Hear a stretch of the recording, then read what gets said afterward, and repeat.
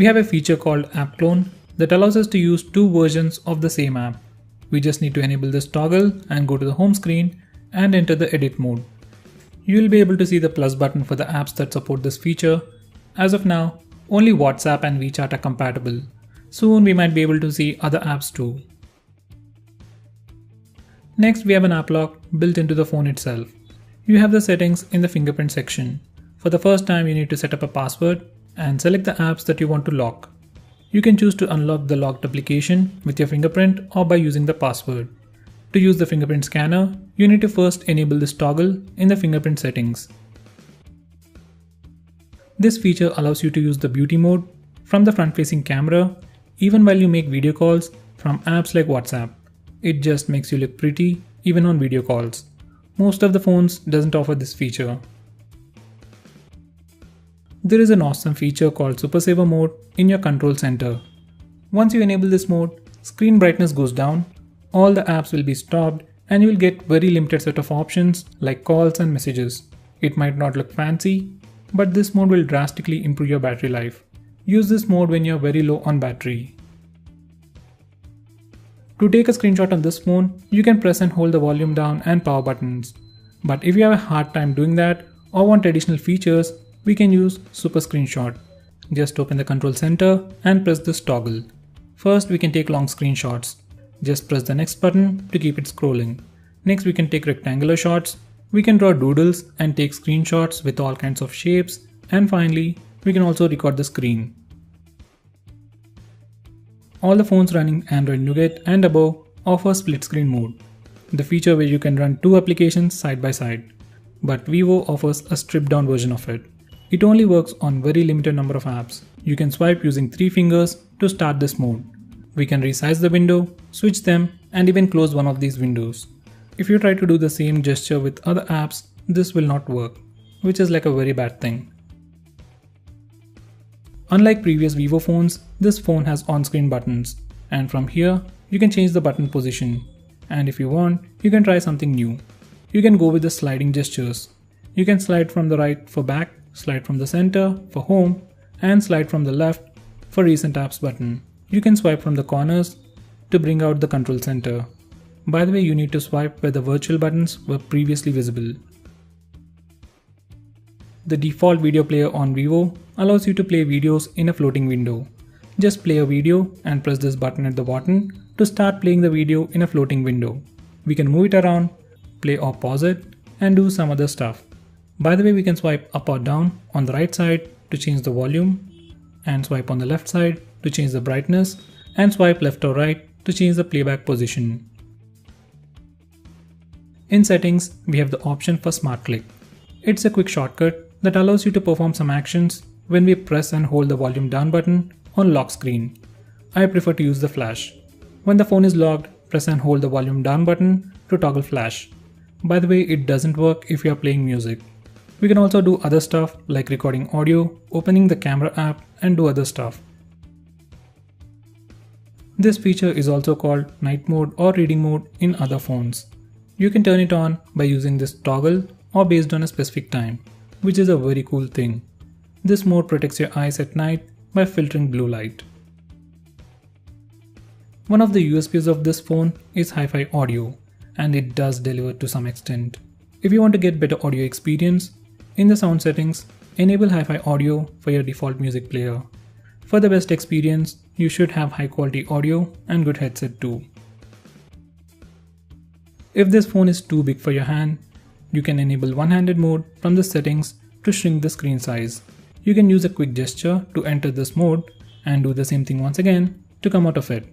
We can also enable one-handed mode for the keypad and pattern lock. Once you do that, this is how they look.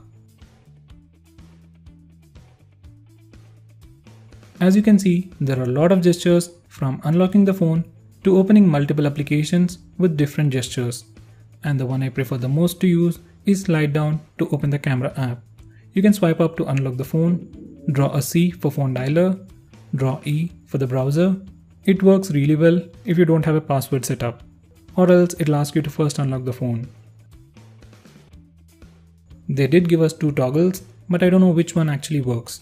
I simply turn both of them on. When your device is locked, simply swipe over the proximity sensor to have a quick glance at the notifications and the time. It is a super cool feature to show off, but it also pops up unnecessarily from time to time. And this phone doesn't have an AMOLED display, so if you keep doing it, it will drain the battery. This is probably my favorite features of all. Once you enable these two toggles, we can double tap the phone to wake it up and double tap it to put it back to sleep. By the way, double tap to sleep works only on the lock screen and the default launcher. Next we have raise to wake. Once you enable this toggle, you can simply lift your phone from a flat surface to wake it up. We also have other smart features which I suggest you to check them out yourself. We can use this feature to mirror the screen of your phone to a smart TV or a Chromecast. Next we have schedule power on and power off.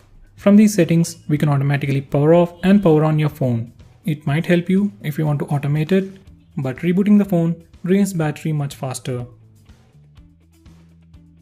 We also have themes. It changes the wallpapers, icons and fonts, but all this is limited only to the home screen.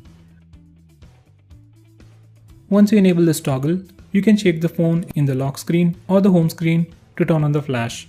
I had more of a hit or a miss relationship with this feature. Most of the time it didn't work, so I recommend you to skip this feature. Now those were the features. Now let's look at some important tips and tricks. This phone has a massive screen with an 18:9 aspect ratio, and this ratio is not supported by all the apps by default. This is Flipkart and this is Subway Surfers game. They don't take up all the screen. Most of the time, apps are scaled automatically, but if they don't, you can use this setting to scale the apps. Now, if you open them again, these apps will fill the screen completely. As you might already know, we have the notification toggles at the bottom, like the previous iOS. Using this toggle, we can disable that from showing up in regular apps. If you disable this toggle, you need to go to home screen every time to access these toggles. This is what Vivo calls the control center, and we have all the notification toggles for Wi-Fi, Bluetooth and many more here. By pressing this button, we can rearrange these toggles like this.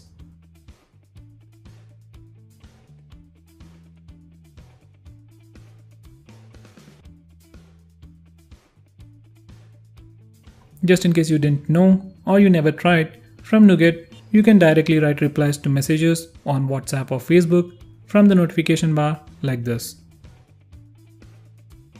When you press the square button, this is what shows up. It's the recent apps page.